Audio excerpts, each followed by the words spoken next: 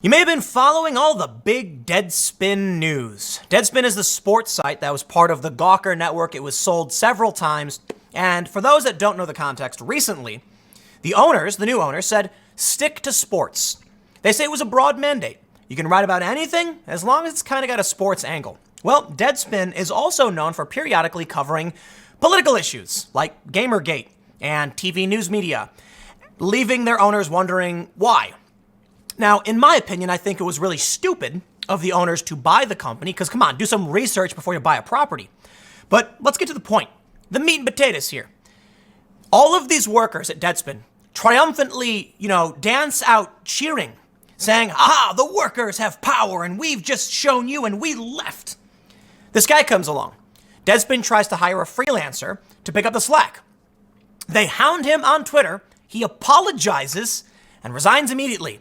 And the woke journalists are all high-fiving and clapping, yeah, we did it. And then Deadspin went and I guess hired somebody else, started cranking out articles with no byline. Congratulations, you've accomplished nothing. The owners got exactly what they wanted. They purged everybody who wouldn't follow company mandate. The site still exists. You lose. Welcome to the real world. You can high-five each other all day and night about how tough and amazing you are. And congratulations, I actually respect that. If you don't like the job, you walk out. But no, nothing has changed. So this brings me to the article I wanted to read from a couple days ago. What the mass resignations at Deadspin tell us about work in America. The move realized every worker's fantasy. Ah, yes, Vox. Because in New York, where many of these people work, they're probably friends with each other. I know because I worked at some similar companies. But what's really funny about this is that I have the gift of hindsight. See, this story came out November 1st. I had a prediction. My prediction was that Deadspin would hire people who would publish under no byline. And they've accomplished one thing.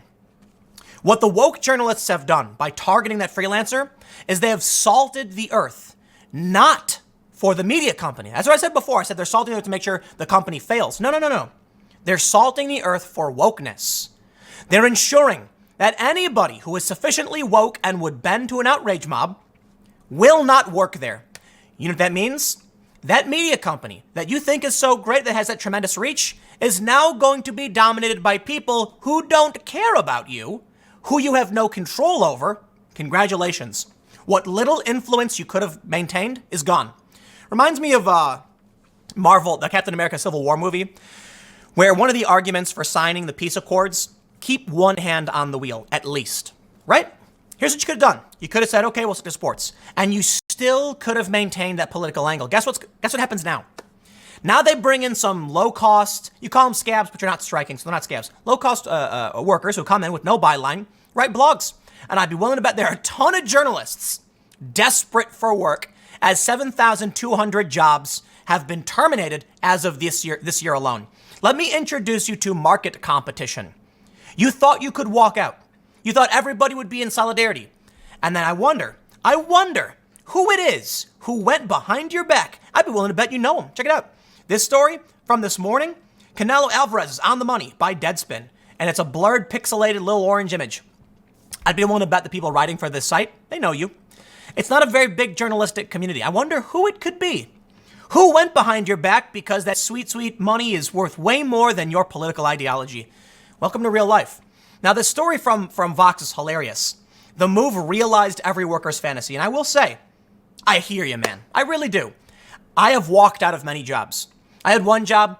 They got a new manager in. It's very similar, actually. I was working at this, it was like when I was a teenager.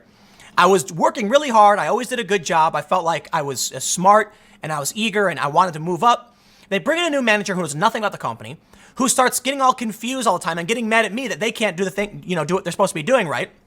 And so one day he insults me. I take off my apron, ball it up, toss it to him. I say, here you go. And I walk out and the other managers are now freaking out. They called me like 8 times. Please don't quit. Please come back. Please. I'm like, nope.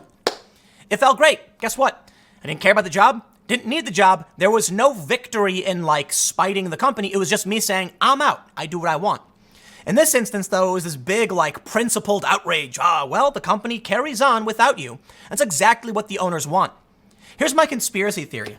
My conspiracy theory is that the owners bought the site purposefully to purge wokeness. I don't really think that's true. I think they bought it because they want money. But sure enough, they've effectively gotten, they didn't have to fire any, they fired like one dude. Everybody else quits. Oh man, you made it easy for me. Now you can't sue. Now you can't file for, you can't file for unemployment or anything like that. Imagine this. Imagine this Jim Spanfeller guy who owns it is thinking, I want to get rid of these woke outrage people. If we lay them off, though, they're going to want a severance. It's going to be this big ordeal. Got it. Make them all quit. Congratulations. So this story is really funny. One by one, Deadspin staff writers announced their resignations on Twitter on Wednesday. And you got these people saying, like, I just resigned my position. I too quit. And all of the other woke Twitterati are like, yes, slay queen, high five, woohoo, we did it. And like, the world keeps on worlding. Nothing changes. The website is exactly as the owners want it. And now you are without economic resources. You are without influence. Congratulations. You've lost. You've lost everything. They've gotten exactly what they've wanted. By the end of the day, at least 10 writers had quit their job. A sign of protest and solidarity with their interim editor-in-chief, Barry Pacheski, who defied a mandate from the company's new owners to stick to sports. The collective quitting stunned other journalists on social media and surfaced the deep tension between writers at the sports-focused news site and the new owners of its parent company. Univision sold the company, we get it. They say, Deadspin staff and other employees have had a lot of complaints about Spanfeller. Yeah, don't care. If you don't like the job, quit. You did, we're done, right? They've also complained about the new leadership's repeated interference with their writing, which is known for its irreverent, stick-it-to-the-man take on sports, culture, and politics. Several former Deadspin staffers did not respond to Vox's request for comment. Geo's editorial director told the New York Times the company is simply moving in a new direction, and some employees don't like that. Plain and simple, right? There we go. We can all be happy, shake hands, say, take the company in a new direction, have a nice day. No, they wanted to salt the earth. That's why things didn't go over well Monday, when the new editorial director demanded its writers focus on sports, then fired Pacheski, who had been with the company for more than 13 years for refusing to follow the mandate. That's when the resignations began to trickle in. They say, it was striking for this to watch this unfold, especially at such a turbulent time for digital news media. I would say it was a really dumb thing to do to walk out when there's no jobs in digital media, except for mine, because, we're hiring. They say, yes, part of the mass exodus stems from unhappiness with Geo's culture and desire to speak out against corporate overlords, but it also reflects how powerful union organizing in digital media has created an opening for workers to rethink what they are settling for and how to take matters into their own hands. Yes, GMG Union. I respect union and collective bargaining to a great deal. They did nothing for these people here. There is nothing they can do about it. Deadspin continues with new writers and no bylines, and you can't do anything about it. Welcome to real life. It's called market competition. If 7,200 people have been laid off and most of these jobs are in New York, I'm willing to bet as soon as these people walked out, somebody who was in their room drinking a beer at 10 a.m. and crying about having no job and I can't pay rent, all of a sudden spammed emails to the owner saying, please give me the job, please give me the job. And he said, how's 40,000 a year sound? And they went, oh, thank you. Just don't publish my name on the byline. Just put Deadspin. How many out of the thousands of people who have lost their jobs in New York are desperate and have no problem saying, I don't care about you, I don't care about your ideology, I need to put food in my mouth and pay my rent, and they leapt at that job in 2 seconds. Your ideology, that's what you get you. So look, they say walking off the job is a powerful idea. At some point or another, everyone has fantasized about doing what Deadspin writers just did, channeling their pent-up frustration and anger on the job and into a dramatic exit. I've done it several times. Hey, how about you just go do it? You got a problem? You say, I quit. Are we done? They say in February, the entire staff at a Sonic restaurant in Circleville, Ohio, quit over a dispute with the new owners. They left a note with some expletives on the door for customers. Warning, due to terrible management, the whole store has quit. Now, here's the thing. You work for a Sonic, right? You got a specific company infrastructure and plan and burgers and shipments. That's tough, man. Those managers, you're going to have to train new people. Ouch. Not everybody knows the Sonic way. And if you lose all your staff, you're closed for the foreseeable future until you can train new staff. Somebody's probably got to fly out, whole new procedures, cleaning house. You'll find people to work there, but it will take time. Now for Deadspin. You've got 7,200 fresh layoffs. And all you really got to know is, hey, can you write about sports? You got it. You're hired. So as soon as you walk out, they walked right in. And you can tell that they know it's a problem for their ideology. Like it's not a win for them. They've won nothing. You can tell because of how they attacked that one guy who took the job. They say it's a fantasy, blah, blah, blah. Look at this. Workers have more power than they imagine. It's hard to overstate how much leverage workers have right now. Not in the media industry, dudes. Not in the media industry. You walked out of a job as media is collapsing.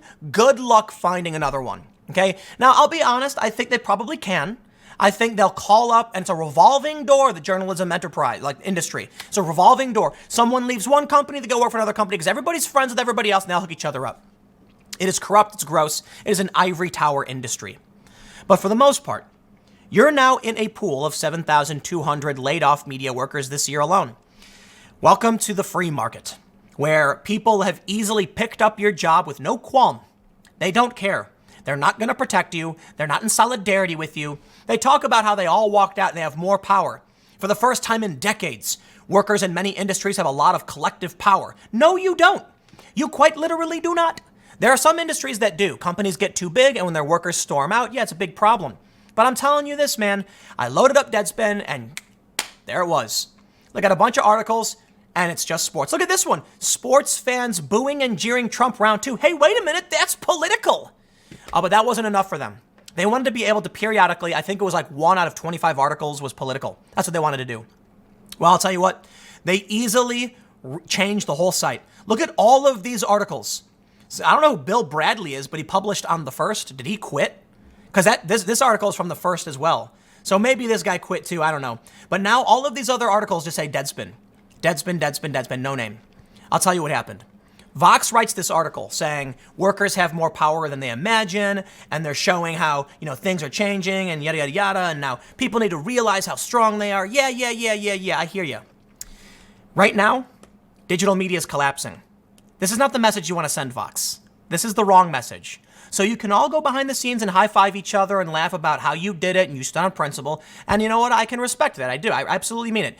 You had a new owner who didn't like what you were doing, so you had an argument. You left. It's the right thing to do. But to act like you're going to walk away from this from the winner, no. The reality is your company was failing. It was losing money. They finally started to turn around and make a profit. You had a mandate. You refused. You leave. They replaced you in 2 seconds. It reminds me of that song from The Living End. It's called Roll On, from back when I was a kid. It's like a rockabilly band from Australia.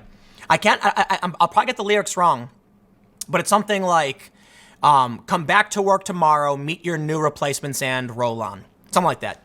So basically, it's a song about these people going on a strike, and the management says you're all expendable. When all is said and done, you'll come back to work tomorrow, meet your new replacements and roll on. Congratulations. Meet your new replacements. You've changed nothing. The company has won. This is the real world. Is it good or bad? Well, you can argue that, but stick around. I'll leave it there. A couple more segments coming up in a few minutes. I will see you all shortly.